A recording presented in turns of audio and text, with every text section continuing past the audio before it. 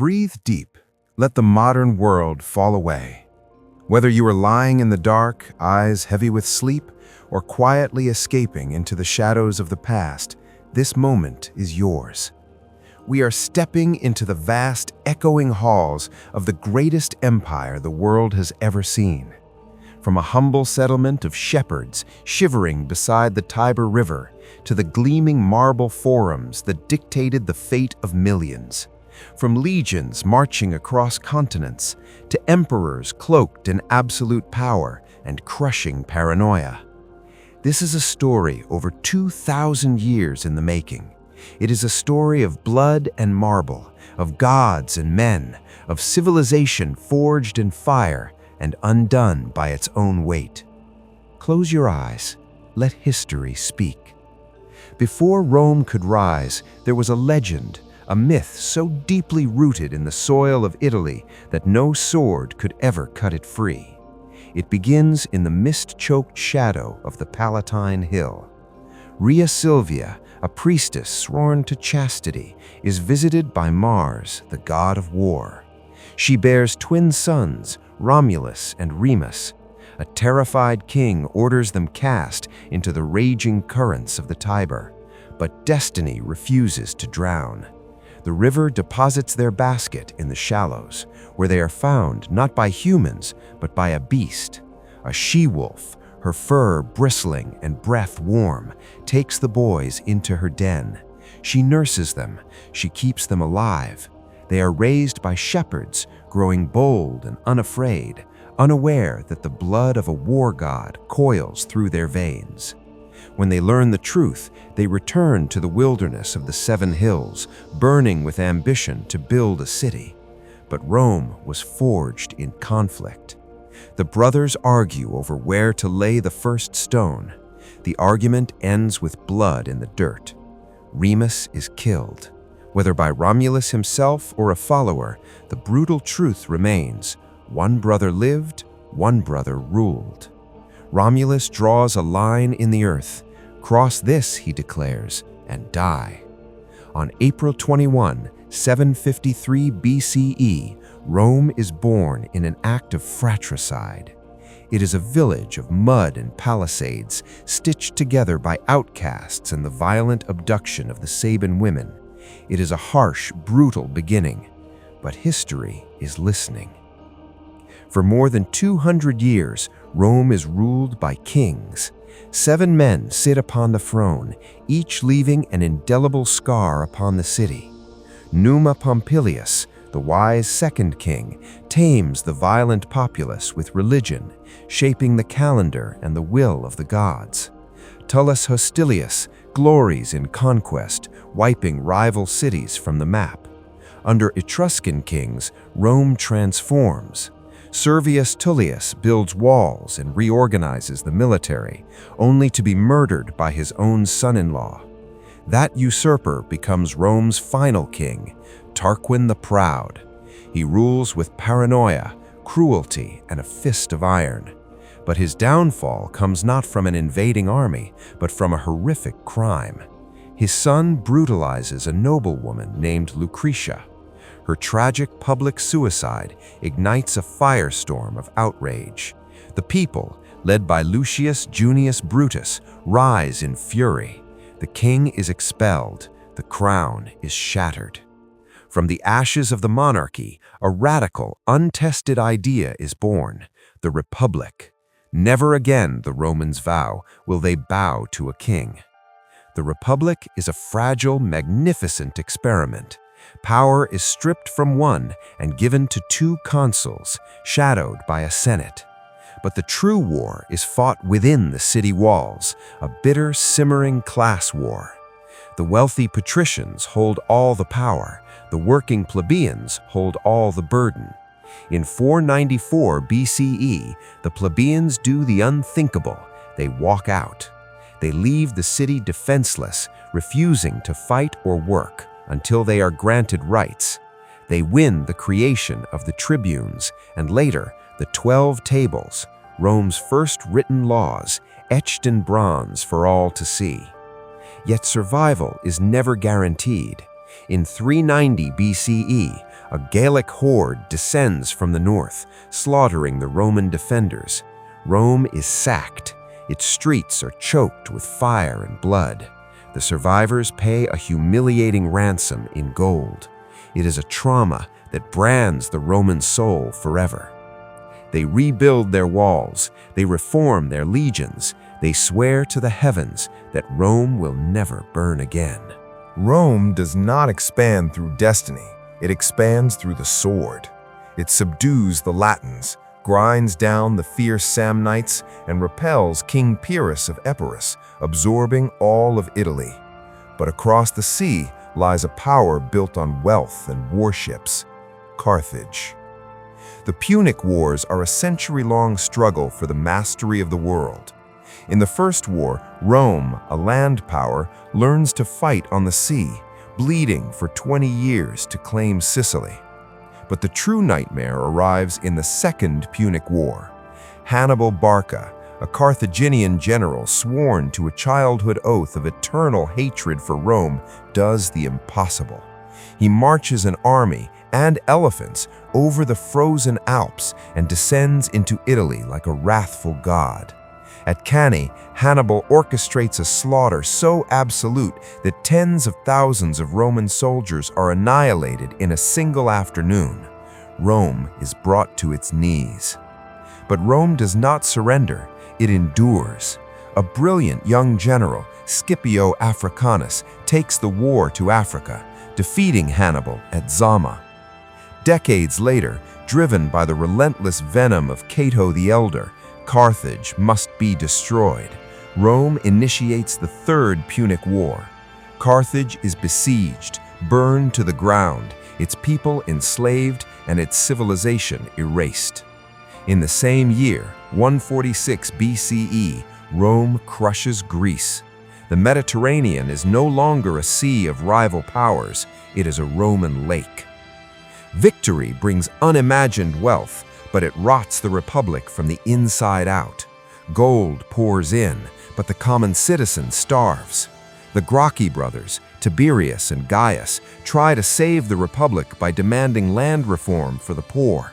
The Senate responds with murder. The brothers are slaughtered in the streets, their bodies thrown into the Tiber. The unwritten rules of Roman politics are broken. Violence is the new law. Generals replace politicians. Gaius Marius reforms the army so that soldiers are loyal to their commander, not the state. His rival, Sulla, marches his own legions into Rome itself, an act of staggering treason. Sulla posts lists of his enemies in the Forum. Thousands are hunted down and executed. The Republic is technically intact, but its soul is dead. The stage is set for a monster. His name is Gaius Julius Caesar, brilliant, charismatic, and dangerously ambitious. He forms the first triumvirate, securing his power before marching into Gaul. For a decade, Caesar conquers, slaughters, and bends millions to his will. His soldiers worship him. The Senate fears him. Ordered to surrender his command, Caesar arrives at the Rubicon River in 49 BCE. He knows that crossing it with his army means civil war. He stares into the water and utters the words that will change human history. The die is cast. He crushes his rival, Pompey, pursuing him to Egypt, where he meets the mesmerizing Cleopatra. Returning to Rome absolute victor, Caesar is named dictator for life. He sits on a golden chair. He wears purple. But the ghost of the Republic demands blood. On the Ides of March, 44 BCE, surrounded by men he called friends, Caesar is stabbed 23 times on the Senate floor, falling dead at the base of Pompey's statue. The assassins think they have saved the Republic. Instead, they have doomed it. The streets of Rome erupt. Mark Antony reads Caesar's will, holding up his blood-soaked cloak, turning the crowd into a mob. But Caesar's heir is a teenage boy, Octavian. Cold, calculating, and patient, Octavian aligns with Antony to hunt down the assassins, leaving them to die on the battlefield of Philippi. But the world is not big enough for two masters. The final clash comes at the naval battle of Actium in 31 BCE. Octavian's fleet crushes the forces of Mark Antony and Cleopatra, who choose suicide over Roman chains. Octavian returns to Rome and performs a masterstroke of political theater. He claims to restore the Republic, but in truth, he holds absolute power. The Senate grants him a new name, Augustus, the revered one. He builds an empire of marble, establishes a professional army, and ushers in the Pax Romana, a 200-year peace enforced by the edge of a Roman blade. The age of citizens is over. The age of emperors has begun. Augustus leaves behind an empire, but no clear law of succession. He is followed by his brooding stepson, Tiberius, who rules through spies and terror. Then comes Caligula. Raised in the shadows of political purges, Caligula goes mad. He declares himself a living god, executes senators for sport, and turns Rome into his personal theater of cruelty, until his own guards hack him to pieces. His terrified uncle, Claudius, is found hiding behind a curtain and made emperor. Surprisingly capable, he conquers Britain, but is poisoned by his wife, paving the way for her son, Nero. Nero views himself as an artist, not an emperor. When a massive fire consumes Rome, he builds a colossal, glittering palace on the ashes and blames a new, obscure cult, the Christians. They are crucified and burned as human torches. Abandoned by his legions, Nero slits his own throat. A chaotic year of the four emperors threatens to tear Rome apart until a hardened general, Vespasian, seizes control. He restores order and builds the Colosseum, a monument to spectacular, blood-soaked entertainment. Out of the ashes of the 1st century rises the era of the 5 good emperors, men chosen not by blood, but by merit. Nerva stabilizes the throne. Trajan, a warrior king, pushes the borders to their absolute limit, stretching the empire from the Atlantic to the Persian Gulf. Hadrian realizes the empire is too vast and builds walls to lock the barbarians out. Antoninus Pius rules over an era of profound, undisturbed peace. Finally, there is Marcus Aurelius, the philosopher king. He reigns not in peace, but in the mud and blood of the freezing frontier, fighting off barbarian hordes and a devastating plague. In his tent at night, he writes his Meditations, a testament to stoic duty. He is the pinnacle of Roman virtue. But upon his death, he leaves the empire to his vain, unstable son, Commodus. The Golden Age dies with him. Commodus plays at being a gladiator until he is strangled in his bath. His death triggers the catastrophic crisis of the 3rd century. For 50 years, the Roman world is a meat grinder. Over 20 emperors rise and fall, assassinated, mutilated, or killed in battle. The economy collapses, plagues ravage the cities, the borders shatter as Germanic tribes and Persian armies tear into Roman flesh. Entire provinces break away. Just as the lights are about to go out, Aurelian, a soldier of iron will, marches across the map. He crushes the breakaway empires, slaughters the invaders, and builds a massive wall around Rome itself. He earns the title Restorer of the World, but like so many before him, he is murdered by his own men. The empire is bleeding to death until the rise of Diocletian. Realizing Rome is too massive for one man, he slices the empire in half, creating the Tetrarchy, 4 rulers for 4 corners of the world.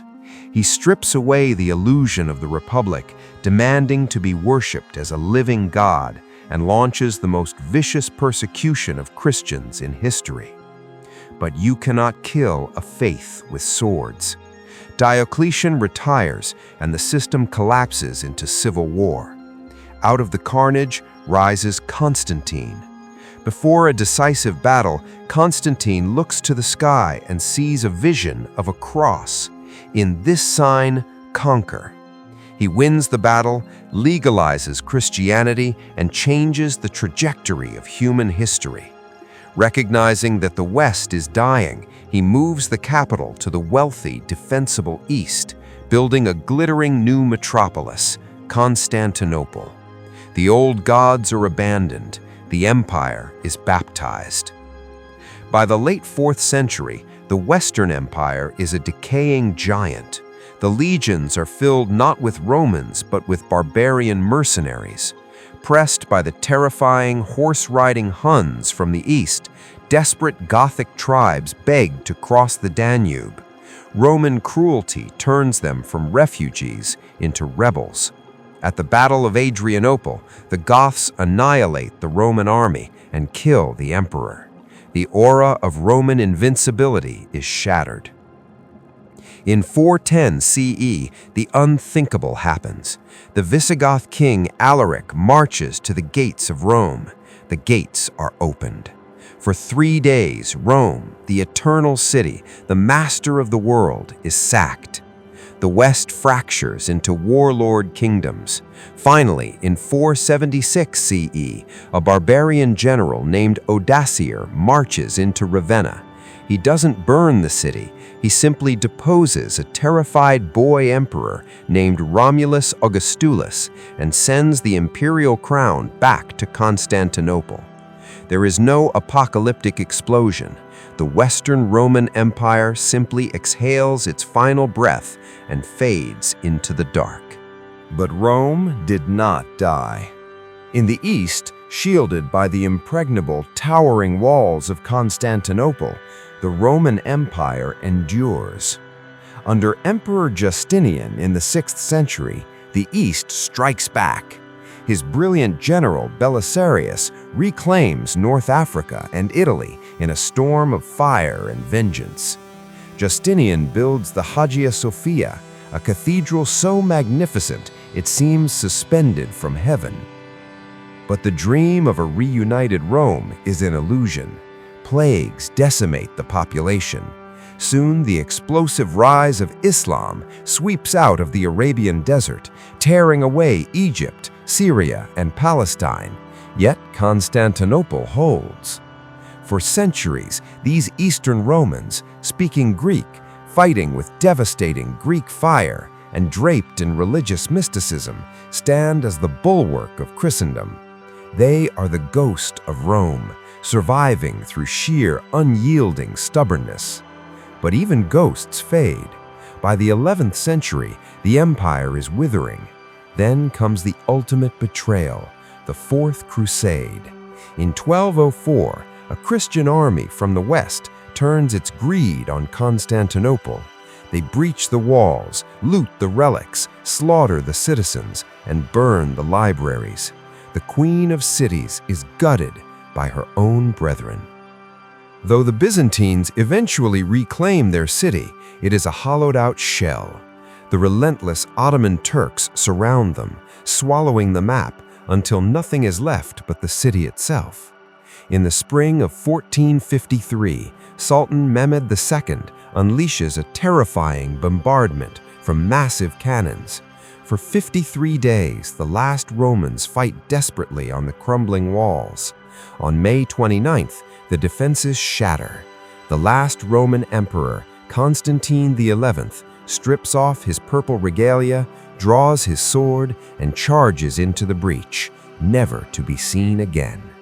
The city falls. The bells of Hagia Sophia are silenced forever. 2,000 years after a wolf nursed 2 boys on the banks of the Tiber, the Roman Empire is dead. But its shadow still stretches across the world, in our laws, our languages, our monuments, and our memories.